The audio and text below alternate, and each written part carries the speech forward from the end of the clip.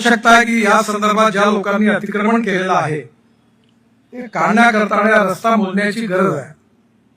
मी आता या सगळ्या रस्ता जो आहे हा चांगला होत असताना माझं बारकाईने लक्ष आहे आणि बारकाईने लक्ष असल्यामुळे कोणी कुठे किती अतिक्रमण केलं हे मला आता पूर्णपणे माहिती आहे आणि माझ्यावर दबाव टाकणारा कोणी पैदा नाही झाला, कारण मी या जनतेशी प्रामाणिक आहे.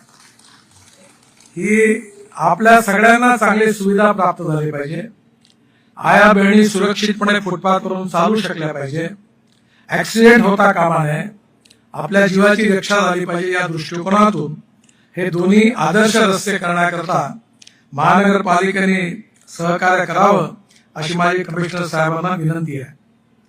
त्याचबरोबर या रस्त्यामध्ये एक चुकी राहून गेली. चूक कबूल करायला काही हरकत नाही. जेव्हा हा लिबर्टी समोरचा उड्डाणपूल आपण बांधला